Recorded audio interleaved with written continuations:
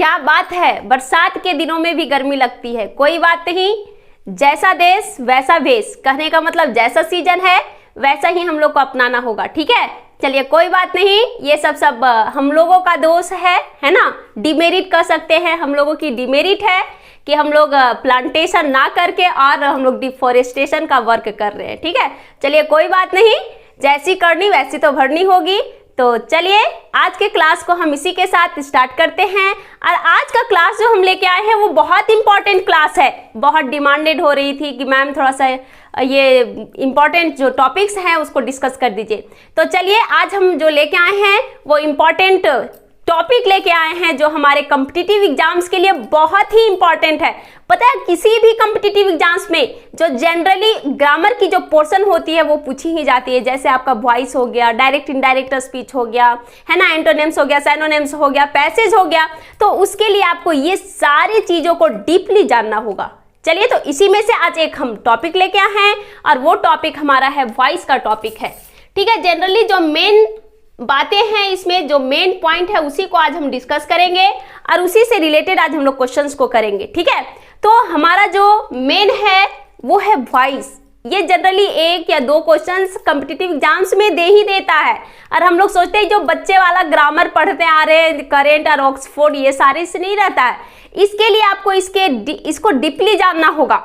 ठीक है, इसके रूल्स को जानना होगा और रूल्स कोई बड़ी बात नहीं है और कोई ज्यादा रूल्स भी नहीं है, तो इसलिए इसको समझना है और ताकि कम से कम जो वॉइस है और डायरेक्ट इनडायरेक्ट स्पीच है वो ना रॉन्ग हो। ठीक है, तो चलिए इसी को जानते हैं। तो वॉइस को हम लोग चेंज हम बताए थे, वॉइस के बारे में हम ऑलरेडी क्लास में डिस्कस भी कर चुके हैं।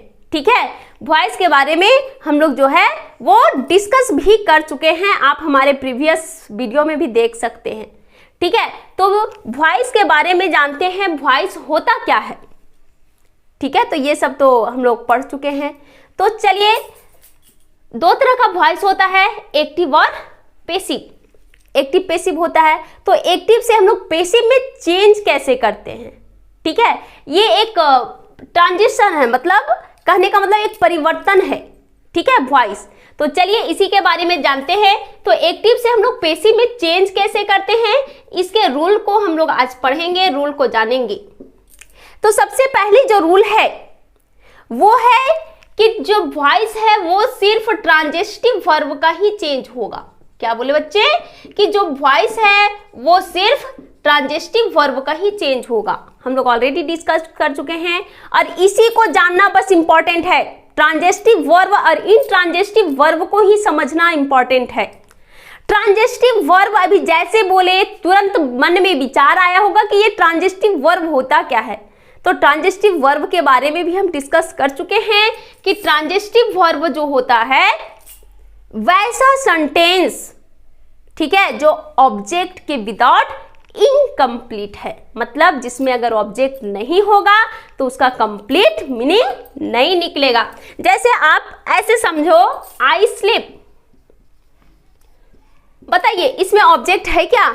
इसमें ऑब्जेक्ट नहीं है। तो बताइए इसमें ऑब्जेक्ट नहीं है तो क्या इसका कंप्लीट सेंस निकल रहा है? नहीं निकल रहा है। आई स्लीप, मैं सोती हूँ, कब सोती, क्या सोती, कैसे सोती हैं, कुछ इसका कंप्लीट सेंस निकल रहा है क्या? नहीं निकल रहा है। तो ये हमारा जो है वो ट्रांजिटिव वर्ब है। ट्रांजिटिव वर्ब कहने का मतलब कि वैसा वर्ब जो विदाउट ऑब्जेक्ट इनकम्प्लीट है, बिना ऑब्जेक्ट का उसका सेंटेंस कंप्लीट नहीं है, तो इसको हम लोग कहते हैं ट्रांजिटिव वर्ब। ठीक है, तो अभी हम लोग जस्ट बताएं कि ट्रांजिटिव वर्ब का ही वॉइस चेंज होगा, इनट्रांजिटिव वर्ब का वॉइस चेंज नहीं होगा। अब समझते हैं इनट्रांजिटिव वर्ब क्या होता है। तो इनट्रांजिटिव वर्ब में ऑब्जेक्ट नहीं है फिर भी उसका कंप्लीट सेंस निकलेगा। ठीक है, क्या बोले, फिर से सुनिए, इनट्रांजिटिव वर्ब अगर उसमें ऑब्जेक्ट नहीं है फिर भी उसका कंप्लीट सेंस निकलेगा। जैसे मान लीजिए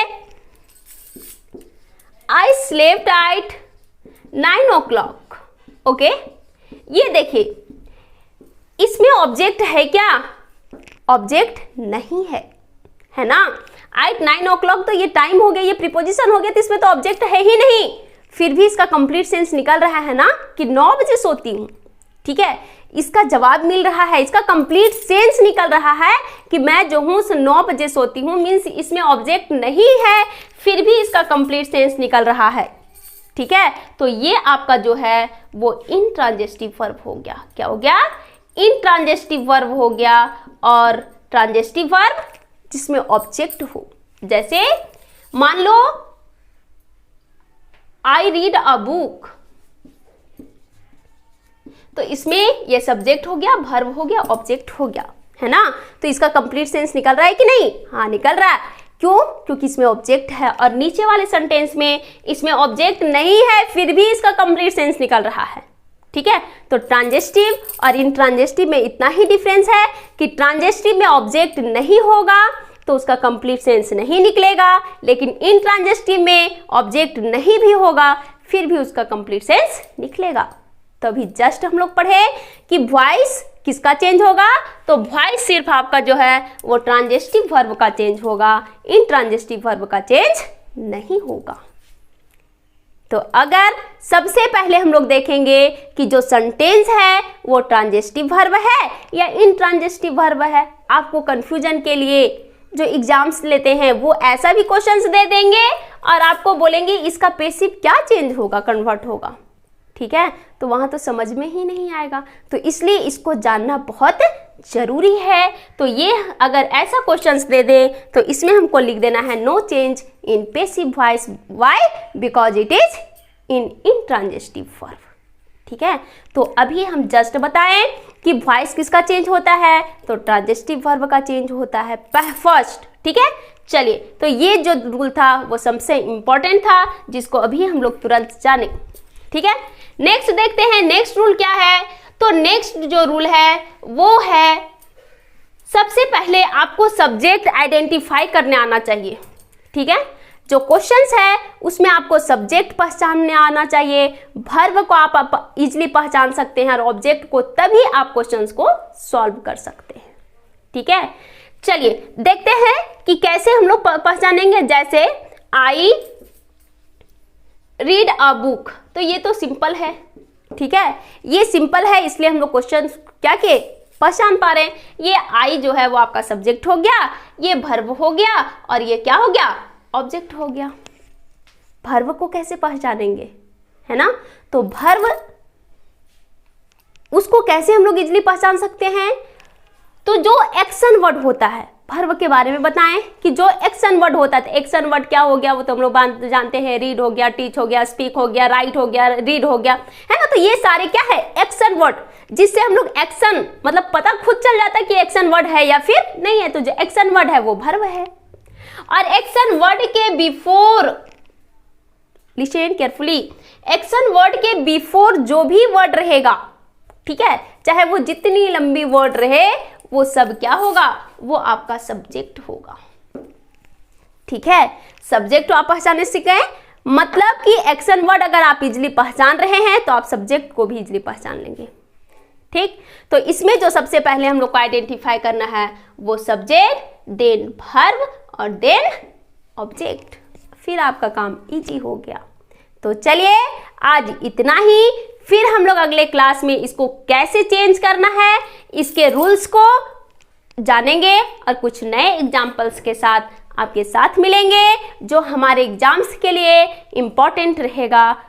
तो आप हमारे चैनल पे बने रहें, लाइक करें, सब्सक्राइब करें और दोस्तों के साथ शेयर करें। फिर हम लोग मिलते हैं नए क्लास में नए टॉपिक के साथ, तब तक के लिए बाय।